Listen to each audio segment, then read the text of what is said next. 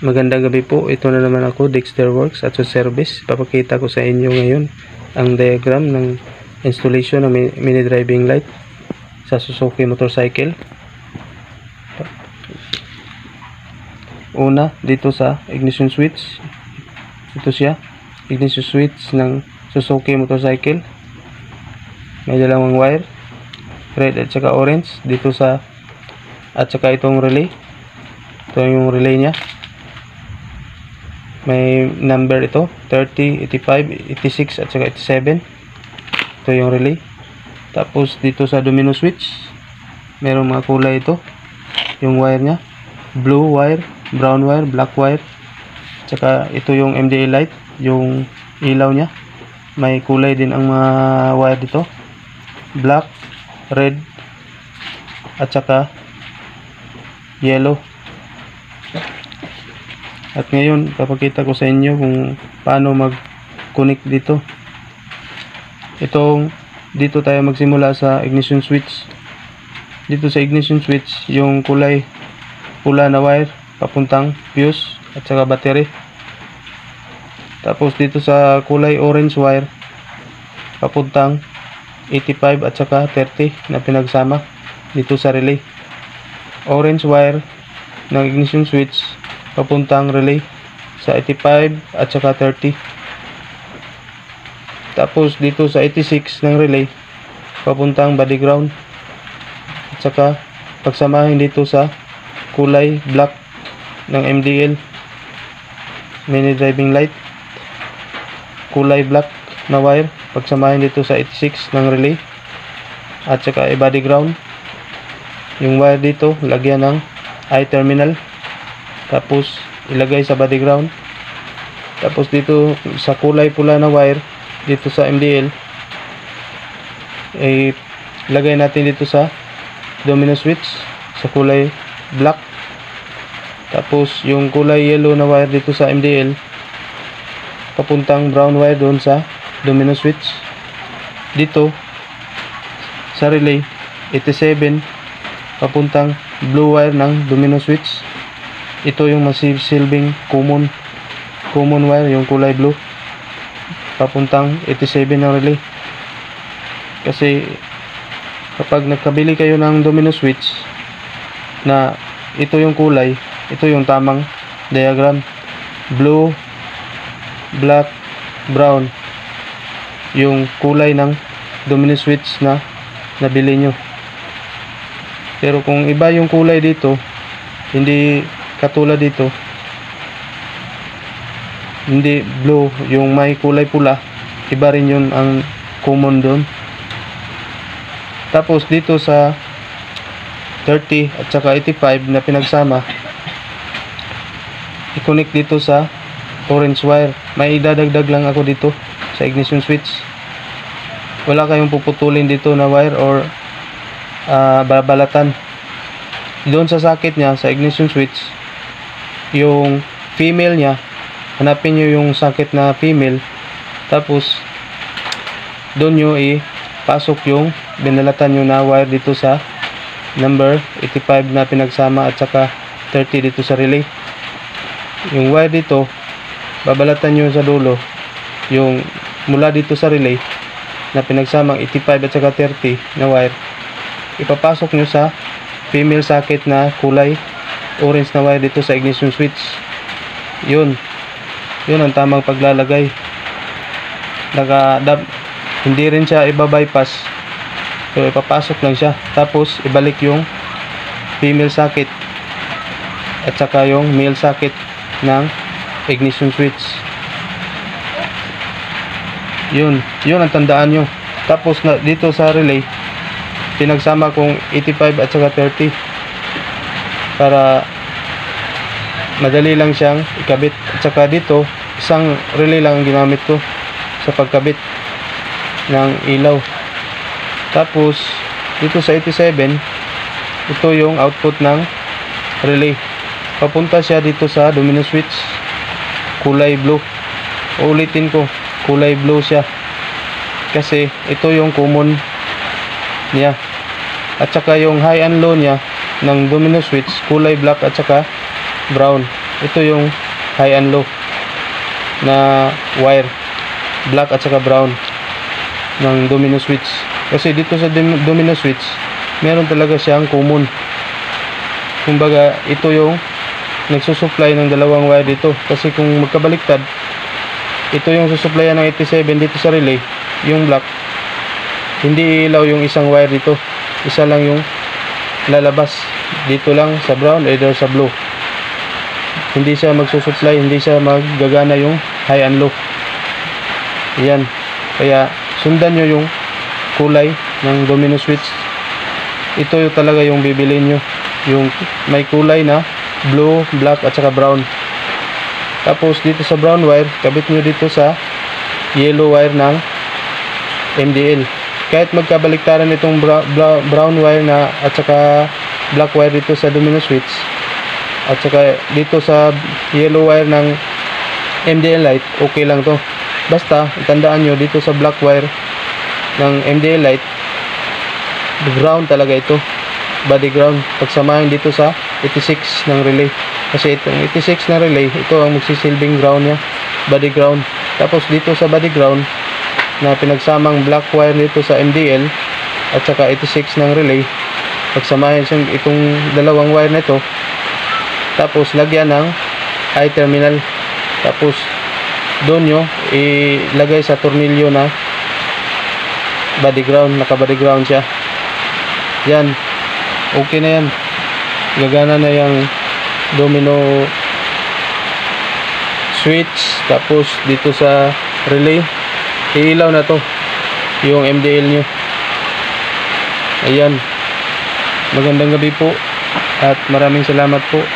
Shout out sa lahat at sa mga sumusuporta sa Dexter Works YouTube channel. Maraming salamat po sa inyong pag-subscribe at sa iyong panonood. Pagpalain po kayo ng Panginoon at magandang gabi.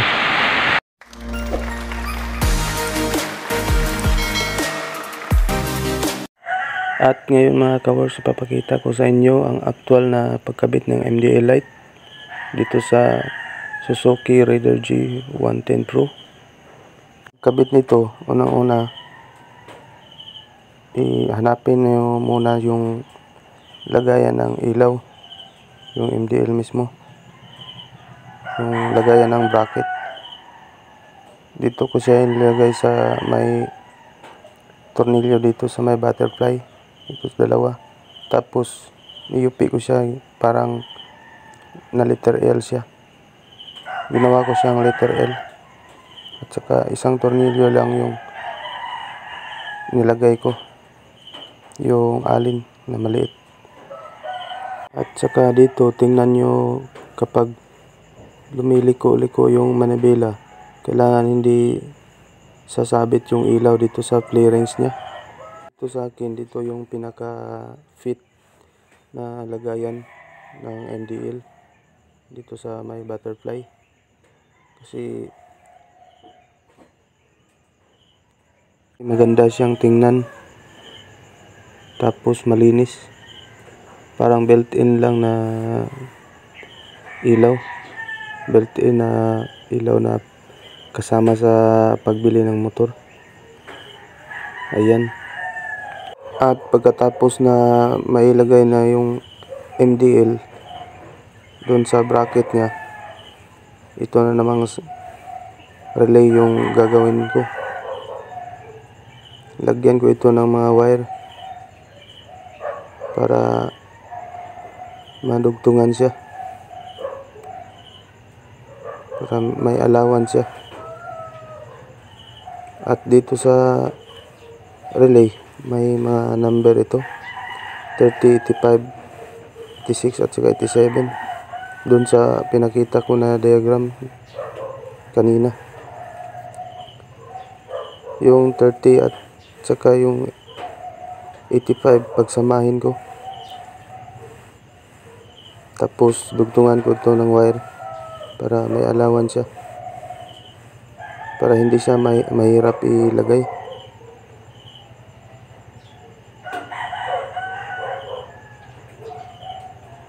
Ayan, yung 30 at saka 85 at saka yung 86 at saka yung 87 yung kulay red na kasama yung kulay white. Yung red at saka yung blue, yun ang red at saka blue na wire, yun ang 30 at saka 85. Yung nag-iisang blue, yan ang 86, yung magiging ground sa relay. Yan, dugtungan ko ito ng wire, yung ground, yung number 86, para may allowance siya.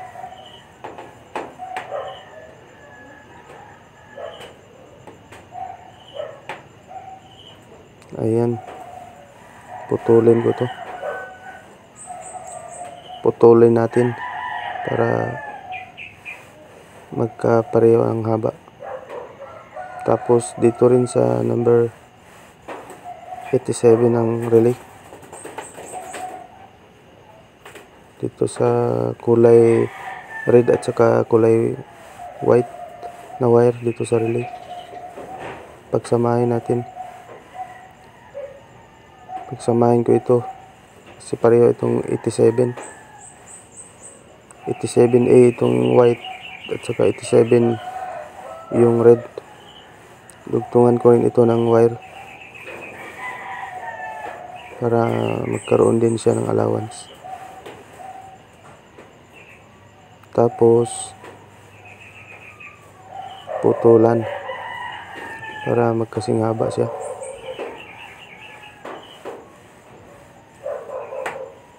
Dapat pareho ang haba ng wire dito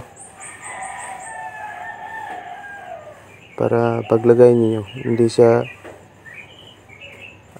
madumi, hindi siya mahirap lagyan ng electrical tape, para malinis siyang tingnan.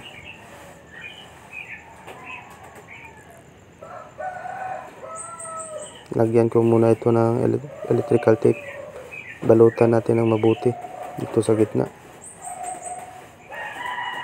Ito yung importante na masilyado siya para iwas grounded.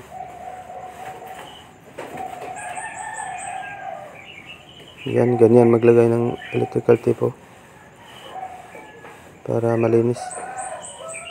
Tapos dito sa 85 at saka 30, lagyan ko rin ito ng electrical tape.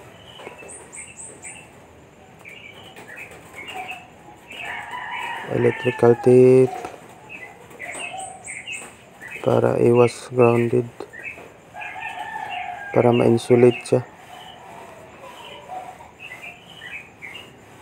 Electrical tape din itong 87 ng relay. Ito yung 87. Ayan, na-insulate ko na siya, silyado na.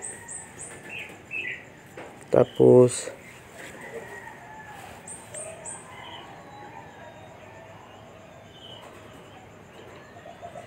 lalagay natin to mamaya,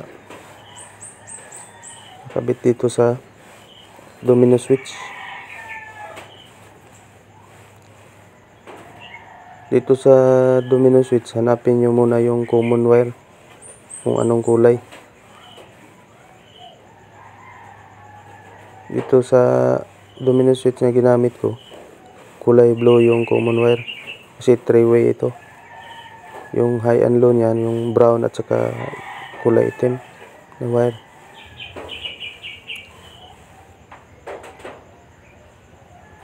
Yung blue ng domino switch na wire, yung blue wire niya, ilagay nyo dito sa 87 ng relay.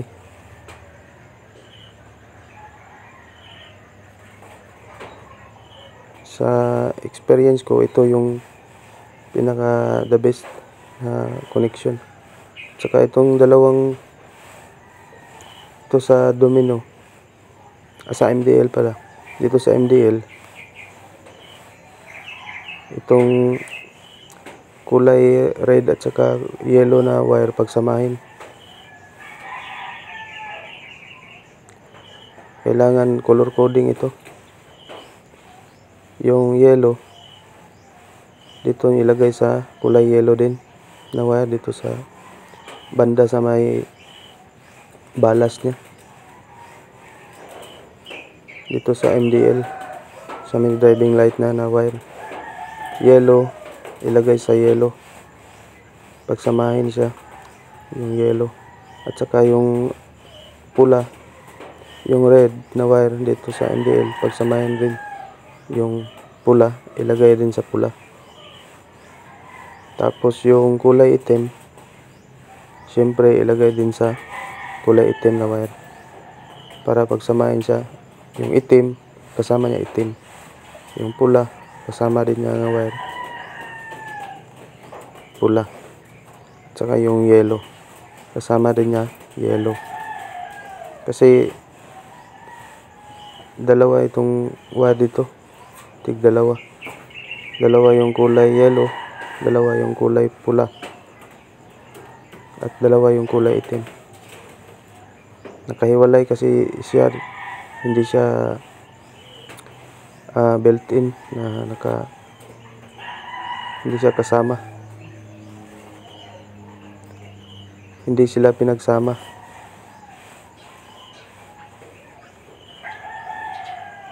Nagtanong yung may-ari kung doon ko ba ilagay yung relay sa likuran, doon sa may U-box. Sabi ko naman dito na lahat sa harapan. Ang sagot niya, okay, mabuti yan.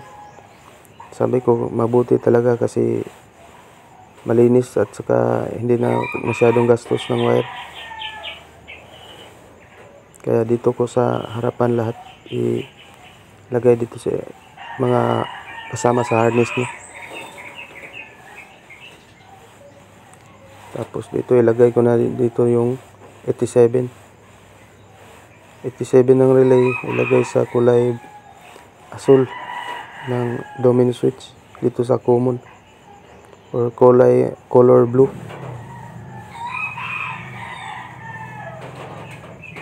Kasi dito sa 87 ng relay, ito yung output niya or normally open.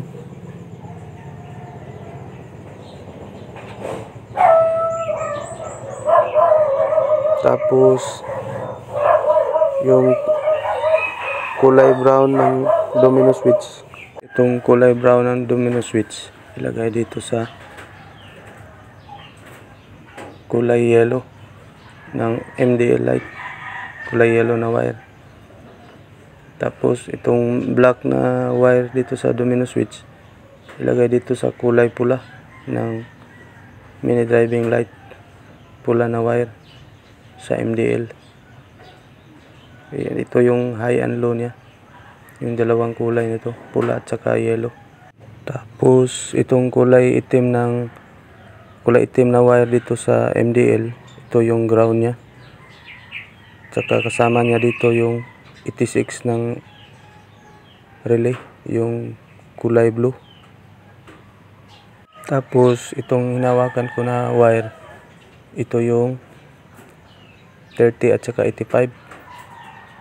Nilagay ko dito sa socket ng ignition switch sa kulay orange na wire. Doon ko siya ipinasok sa female socket ng ignition switch. Ayan, tapos ko nang naipasok yung doon sa kulay orange ng ignition switch, kulay orange na wire, yung 30 at saka 85 sa relay. Doon ko pinasok sa socket ng ignition switch sa kulay orange na wire. Tapos itong kulay itim ng MDL, dinugtungan ko siya ng isang wire na kulay itim ito, tapos pinagsamang number 86 ng relay na kulay blue na wire. Hindi na importante kung ano yung kulay, ang importante doon sa relay yung mga numero niya, yung number niya.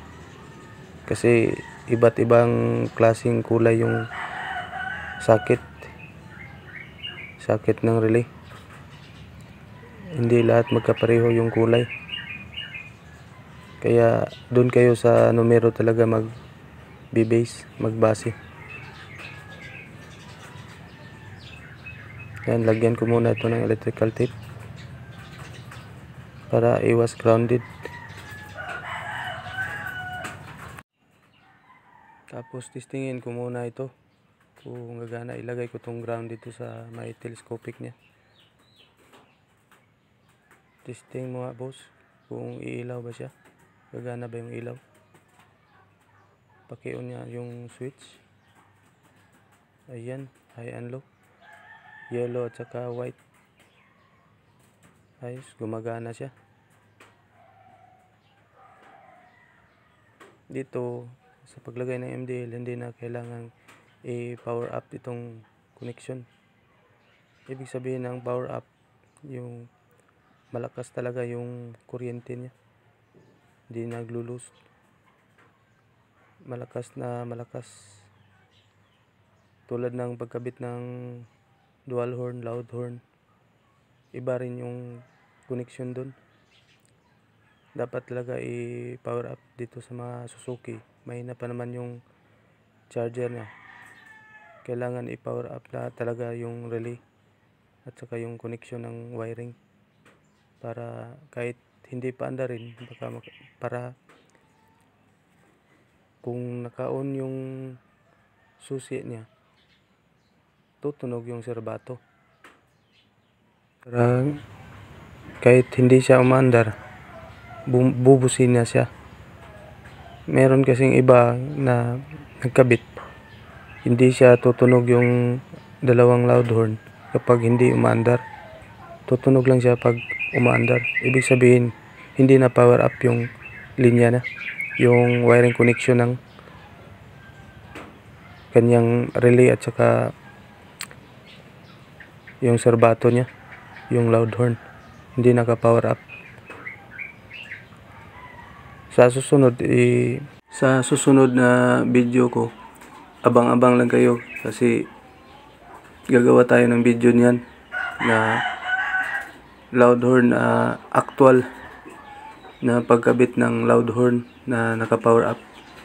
Sa ngayon, ito lang muna yung MDL. Saka matagal na akong nagkabit ng ganito. Mga almost 5 years na akong nagkakabit ng MDL. Ganito yung wiring connection ko. Ito yung pinaka madali at saka matibay na connection. Base sa experience ko bilang isang mekaniko. Pero kasi tayo, iba't iba tayong diskarte, bawat mekaniko. Itong binahagi ko sa inyo ngayon, base lang sa experience ko. Hindi naman ako isang eksperto, pero ginagawa ko yung kung anong tama at makakabuti sa motor ng isang customer. Kung ano-ano naman itong sinasabi ko ngayon, masyado na tayong seryoso. Ilagay ko na tong ground niya dito sa ilalim, yung body ground niya, yung nalagyan ko ng I-terminal na wire, yung kulay itim na wire dito sa MDL, at saka pinagsamang 86 at saka black wire dito sa MDL 86 ng relay. Ayan, ilagay ko na. Subukan natin to mamaya. Ayusin ko muna tong mga wire para malinis tingnan.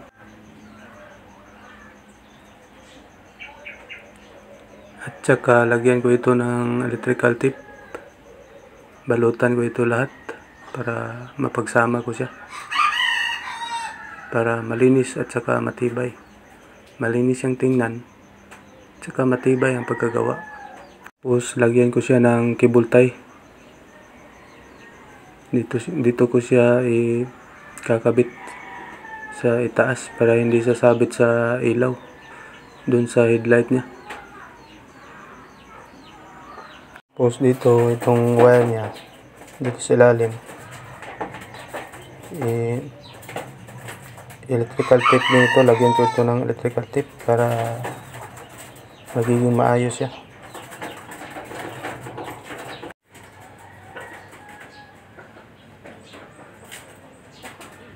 Ayan. Tapos ka na ng electrical tape, tapos lagyan natin ng cable tie para magiging matibay siya.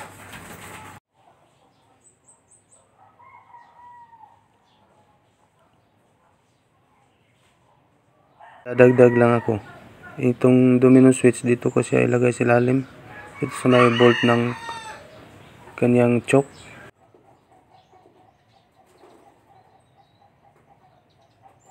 Tapos testingin nga natin. Ayan. Okay na siya. Ito yung switch niya dito sa ilalim ng choke. Tingnan natin ulit. Ayan. Testingin ng paulit-ulit. Double check para magiging maayos siya at maging sigurado tayo. Tapos ilagay ko muna tong headlight assembly niya. Lagyan ko muna to ng mga tornilyo. Tapos nito, testingin natin final.